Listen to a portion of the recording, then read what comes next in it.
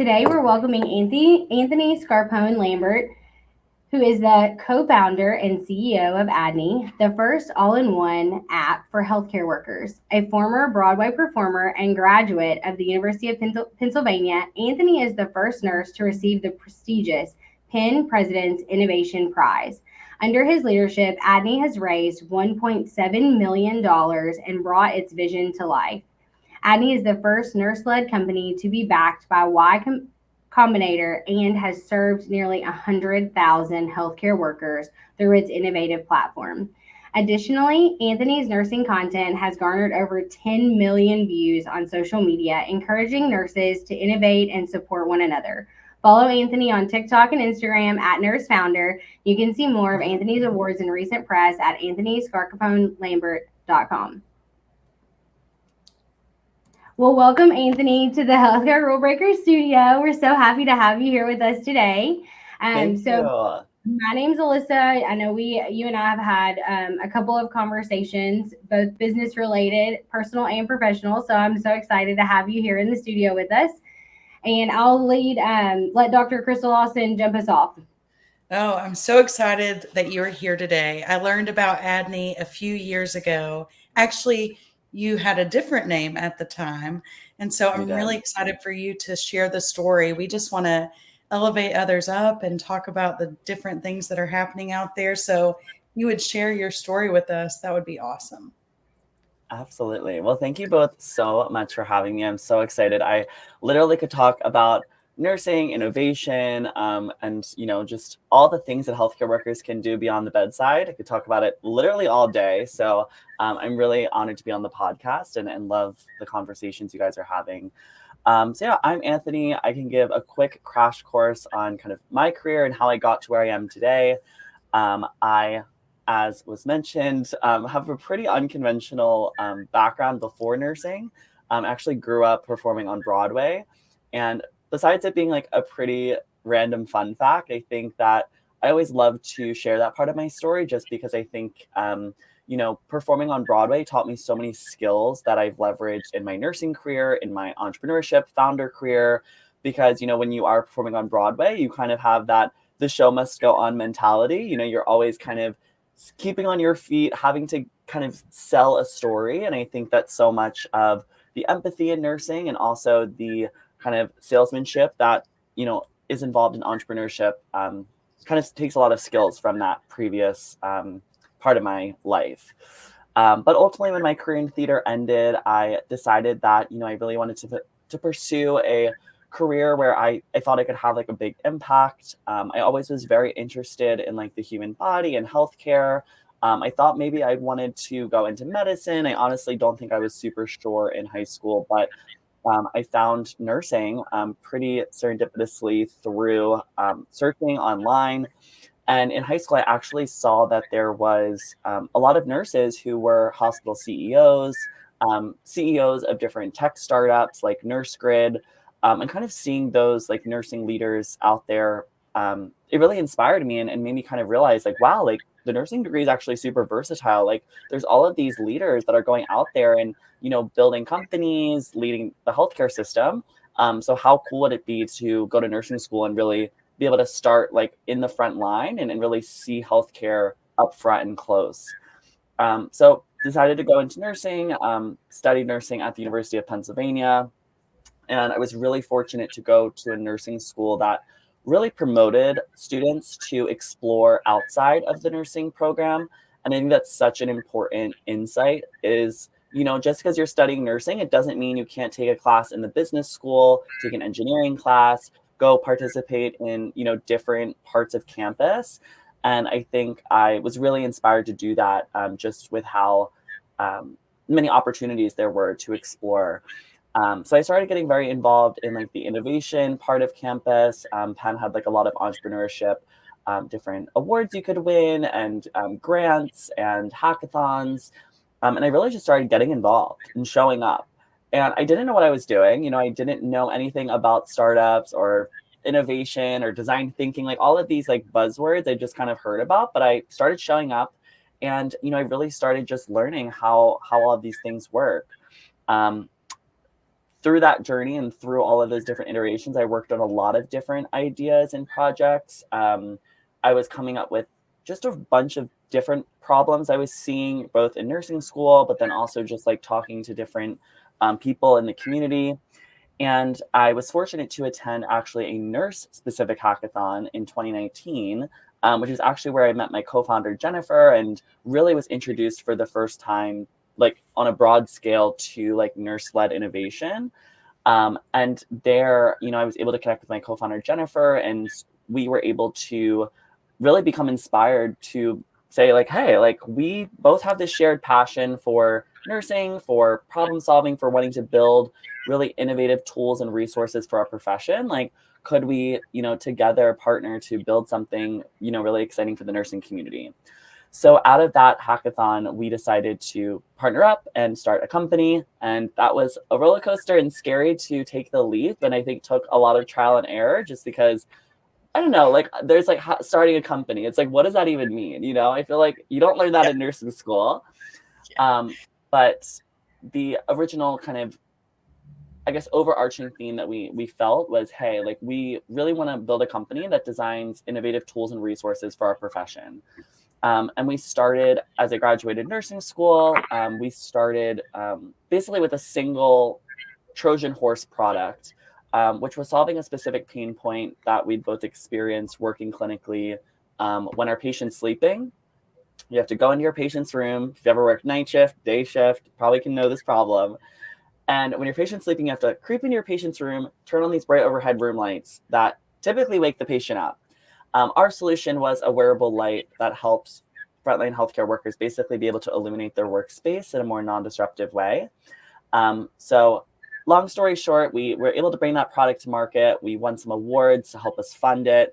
The product ended up going viral when we launched on social media, and we were able to propel our business forward and end up going eventually full-time with the business, and have now since, evolved in many ways through building, technology to help support the frontline healthcare workforce. So it's been a wild ride, and that is kind of the summary.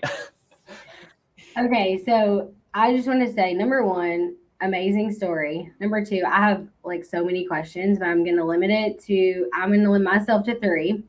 And I had to like make a note, like, don't ask this. Okay. So the first thing that you said that was like light bulb on for me was other classes. So in nursing school, you took the opportunity to take classes, or were able to take classes really in other colleges, like the College of Engineering, like the College of Business. Because I will say, I went to the University of Kentucky, great school, got a great education. I am now an entrepreneur, but again, not something that was really infused in our undergraduate program, which is a trend across the country. And so I just want to hear like a little bit more about that and how you were able to get that opportunity, or how you decided like what other courses you were going to take. How'd you infuse that in your education? Because I'm blown away.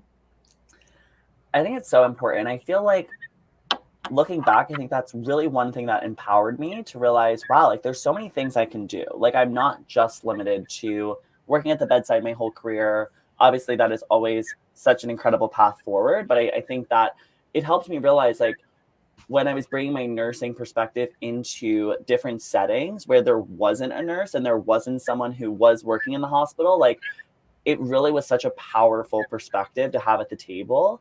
And I think that was really the light bulb moment for me to say, like, oh, I definitely need to like be bringing the nursing perspective into different spaces, because there was one specific class I took, which was like a healthcare medical device class. It was like kind of teaching you how to go through the FDA clearance process for bringing a medical device to market. And, this is a classroom of primarily, business background folks, right? Like people who'd worked in consulting, who'd worked in investment banking, who'd worked in venture capital. There was no clinicians, like there was no healthcare workers. And although I didn't have like years of experience at that point, I think even just being able to bring in that voice was so powerful. And it made me realize, like, wow, like there needs to be more clinicians at these tables. So yeah, I honestly just signed up for classes that I thought were interesting. I signed up for like a medical device class, a healthcare entrepreneurship class, a design thinking class, and then, just started kind of showing up in different spaces on campus. And I won't lie, it was kind of scary at first to apply to some of these like entrepreneurship grants when there'd never been a nursing student to even apply before. But I think just believing in yourself and like taking the leap and realizing the perspectives you're gaining as a nurse, as a healthcare worker, are so valuable to innovation into different industries to be able to hear that perspective. Okay, so you kind of answered one of kind of a mix of my other two questions, so I'm going to combine it into one. So you had mentioned previously that you didn't know what you didn't know, but you kind of took the leap forward anyway. So what is it like if you were going to talk to someone about how to get that courage, like somebody who's on the fence about, whether they're making the leap from, part-time to full-time in their business, or they're making the leap of decision to even try to capitalize on an idea that they have in their mind. Because I'll tell you, you mentioned like, oh, you had all these ideas flowing. I'm the same way. Like, I feel like I have all these wild ideas. And honestly, I went through the AONL fellowship with Crystal, and Dan Weber came to talk about one of the things. And I was like, oh, maybe my ideas aren't so wild. Like, maybe they're like things that I might actually be able to do. And so just hearing you say that, I just wanted to explore a little bit more, like what was it like for you to kind of take that burst of courage and take those steps? It's scary, for sure. It is so scary. And I think that one thing you realize after you start, building your company, going into entrepreneurship is, you kind of look up to all these other people that are doing it. And you're like, oh my gosh, they must know everything. Like, how did they learn all this stuff? Like, how did they do it? But then once you get to that point, you realize like everyone's just kind of making it up as we go, right? Like when you're building something that doesn't exist, there's no rule book, right? Like, yes, you can read entrepreneurship books. There's awesome courses online. There's so many resources to help support you and help you with your thought process and, starting the LLC or the C Corp or, some of these like logistics. But ultimately, you just kind of have to figure it out. And you kind of just have to fail and like keep failing until you get it right. And then you fail more and then you get it right again. So I think just really accepting the fact that like there is no rule book. No one knows all the answers. And you kind of just have to accept the fact that you're going to make mistakes and just start. So I think that's always my number one advice is like, just start. If you have an idea, you don't know where to start, go on Google, go on YouTube, go on LinkedIn, start messaging people, start having conversations, start joining community spaces in your community. There's entrepreneurship centers, there's different accelerators you can join. Like really just start putting yourself out there. And I think that's like the best way to get the momentum moving forward. Gosh, you nail it. The courage is the hardest part. It's not for the faint of heart or those that are not risk takers, for sure. You said a couple of things. I have first a comment and then a question. First of all, I want to leadership development is my passion. And you talked about your theater background, and I cannot convey enough the importance of that skill set. I love to do improv in leadership development courses because it's that it's okay if you fail, keep moving forward, always thinking on your feet. No one has it all figured out. That's true in everything. So I love that. And when I was hiring people, I loved to choose people that had waited tables. I loved to hire people that had been on sports teams. And I learned quickly that theater backgrounds also had real value to the team. So I love that. It takes all of us. So I have kind of a hard question, or you may ruffle some feathers out there as we're listening to you.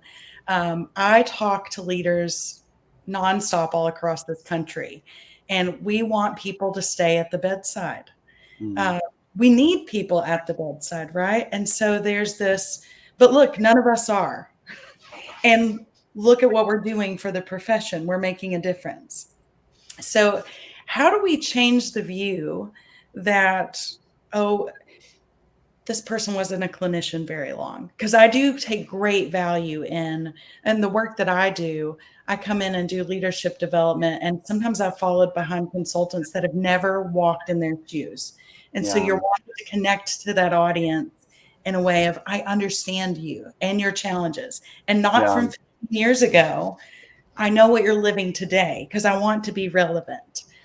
But changing that view that, hey, I have gained the skills as a nurse, which serves you well in anything you do in life.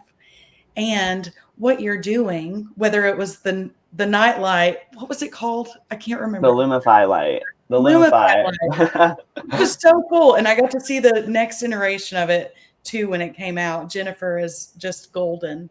Truly. But that thing, because you had walked in those shoes, you understood it, and you are understanding the challenge that they live through and what they need. How do we change that view that it's okay to not stay at the bedside, and we need people that do that? Yeah.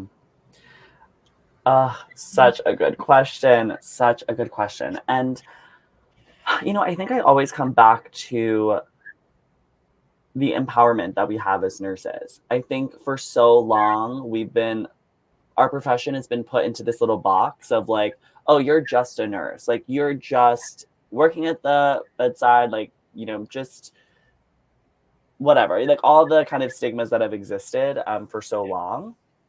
I think when I say that nurses can do anything, beyond the bedside, at the bedside, I think it's not necessarily saying, oh, every nurse needs to like have a job outside of the hospital. I think it's more of a mindset, right? It's more of a mindset and a perspective that like nurses are capable and have the skills necessary to do really whatever they're passionate about, to whether it's going into law, whether it's going into academia, whether it's staying at the hospital and becoming a leader, or maybe it's becoming a nurse practitioner, or maybe it's just working as a registered nurse. Like, all are incredible paths. And I don't think there's one like that's better than the other. It's really just about a mindset of nurses are capable of whatever we put our minds to. And we have such a diverse skill set that is applicable to so many different like industries. And I think that's really empowering, right? Because I think sometimes when you do feel stuck in your career, you feel like you don't have career advancement opportunities, or you feel like, even when we have prospective students looking at nursing, I think if we are just putting nurses in a box, we're doing our profession a disservice. And there's so many things you can do as a nurse. So I think really thinking about it more as a mindset rather than like everyone needs to like leave the bedside to do something else. I think that's really where the power comes in, because we're really empowering our profession to realize just how incredible our skills and perspective are. I love the way that you stated that, because it's not about getting out. We all have various strengths. And like you talked about sitting in that class, a medical device, and there were no clinicians. Yeah. And it's so frustrating. And so I think it's a wonderful thing that we promote what our profession can do and how we can help our communities, and stop boxing it into, well, you have to be a nurse for this amount of time before you can move into this, or we can all change the world for the better, and rise out of that mindset. And I'm going to share one more thing that I think is really cool. I was listening to a podcast or read something where Lululemon, like them or don't, it's nothing about their company, but they have an ambassador wall, and it's all people that have worked there before. They no longer work there, but they are still out there promoting their brand, and they have their faces on their wall, and they're like, this person started here and look how they're changing the world. Wow. And so if we viewed it as, hey, Alyssa, you went to the University of Kentucky, and Crystal, you went to the University of Tennessee, and you were at Penn or Penn State? I don't want to mess that up. UPenn. And look at the people that are out there changing the world versus, oh, we didn't keep them at the bedside as a failure. Right. So thank you for answering that. Yeah. And I wanted to also draw upon a statistic that was recently shared about a year ago, which found that 50% of nurses have a side hustle or a plan in the future to start a side hustle. And I think that that's really empowering too, right? Like, even as you're at the bedside, I think there's so many opportunities to still be able to find problems, build solutions. Like, you can still be building and solving problems or having side passions like beyond the bedside. And I think that's how, probably a lot of our journey started too, and like pursuing leadership and pursuing our company. I think was said before, like, I think a lot of these companies started as like a passion project, right? So I think it's really just about sometimes when you work bedside and you are, so tired and dealing with so much, being able to have something outside of the hospital that gets you excited and gets you inspired, I think is really, really empowering. And I think we often just don't give ourselves the credit that nurses are literally just doing so many awesome things and solving so many big problems. So I think just wanted to point that point out too. I'm so glad you did, because that's why we are doing this. We want to highlight the people that are doing it. And if you love the bedside, you're keeping yourself in there to know what are the realities and problems you can solve. Yes. I'm so much more passionate to go in and do that work because I have this other passion. Yeah. So you nailed it. Yeah, I love that. And I think it's good to point that out, because there are there are plenty of companies that are looking for nurses who have, years of experience in a specific specialty or area or discipline, or even a, certain demographic. And they're looking to capitalize on that knowledge and how you can, provide that to further impact patient care or further impact the health system. So I think there's just so many ways that nurses can use their knowledge. I do think, if you are, people are approached to like share their information as far as from being a nurse. And I think there is a big stigma that nurses provide that information for free.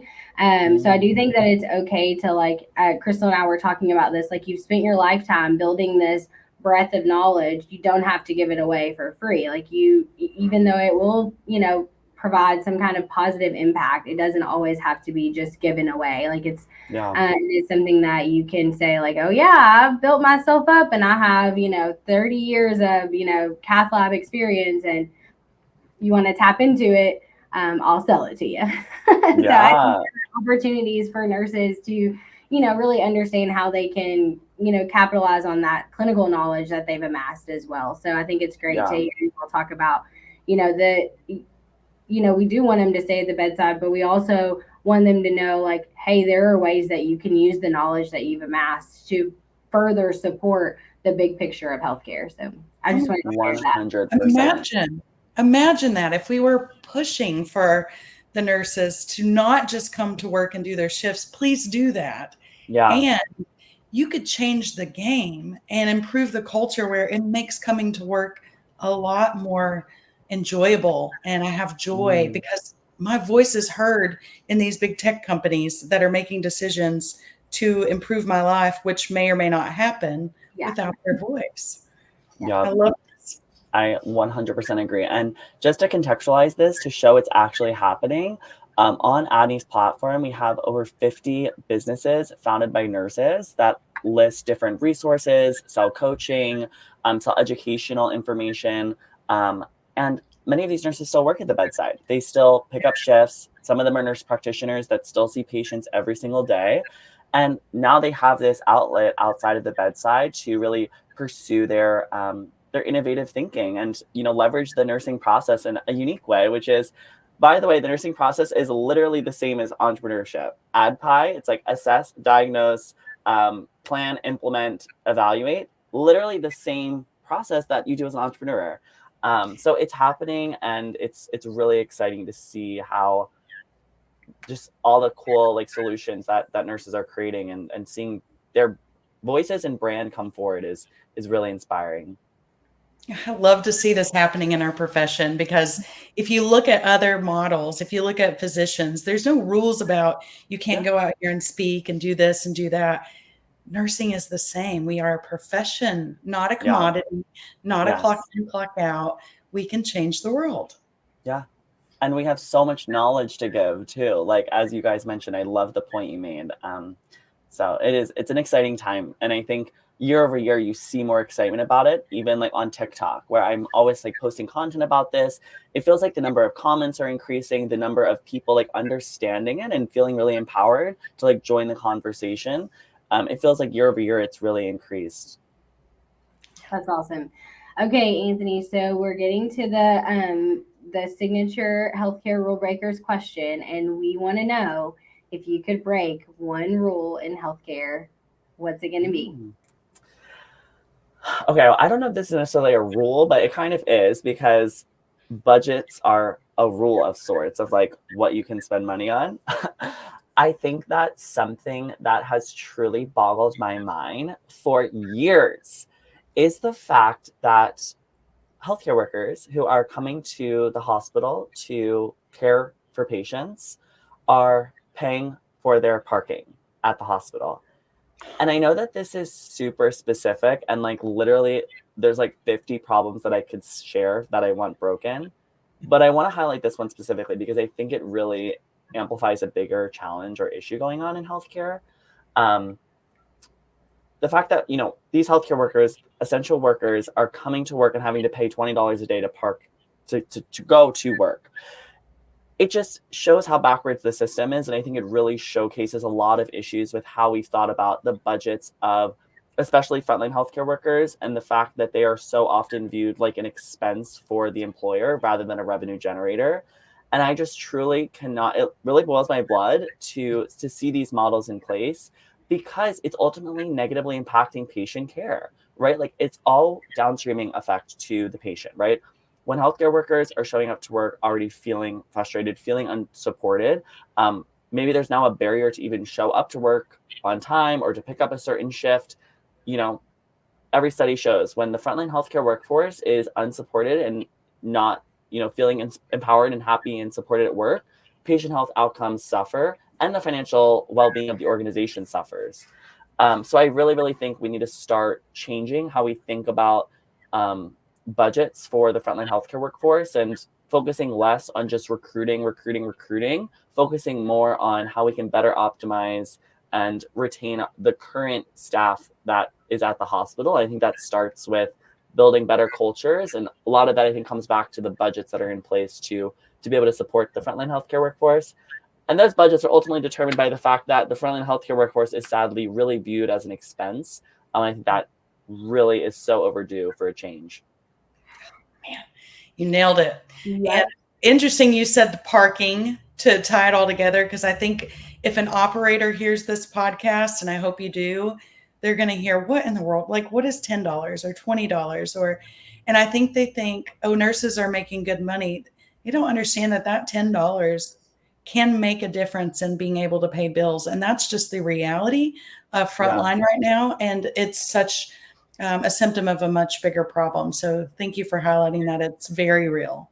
66% of nurses in America are living paycheck to paycheck. 66%. That is extremely alarming. And one of my TikToks actually just went viral talking about this exact issue, and the comments are staggering. There were CNAs in the captions talking about the fact that they wanted to go back to school to be a registered nurse, but they couldn't afford it because nursing school is also expensive. They didn't want to take out more loans just to go work as a nurse and also not, make a ton of more money or still have to deal with a lot of the same challenges. So I think, it's been really interesting to see the perspectives out there. And I know it's such a complex issue. Like I know that, hospitals are suffering, they're dealing with a lot of financial burdens. But I think it's an important conversation to have and to think about, how it could change in the future. I completely agree. I think we always have to put finances at the top of the forefront, especially when you're dealing with people who, need the resources that they have and access to any potential additional financial means that you can provide. So I completely agree. If there's opportunity there, we hope that maybe this will spark a little change or at least a little conversation when it comes to budget cycles, as they're going to be upon us in the next quarter. So I think you have to always highlight finances. Well, Anthony, it was wonderful to have you with us today and to have this conversation. And we're so grateful for the gift of your time. And we're so happy to welcome you to the Rule Breakers Club. So thank you for joining us. Any last words, any last things that you might want to share? Well, thank you so much for having me. I think any healthcare workers, leaders listening out there, I think we all have a part to play in empowering each other and reminding each other that, we're really capable of making healthcare better tomorrow for our workforce and also for our patients. So just really grateful for the opportunity to be able to help amplify that message. Okay, where can people find you if they want to get in contact? All my social media accounts are Nurse Founders. That's where I talk a lot about, a lot of similar topics we discussed today. And then my company is just ADNI.co, ADNI.co, and you can definitely check out our platform. Very cool. Thank you. It was a pleasure to get to speak with you today. Thank you both.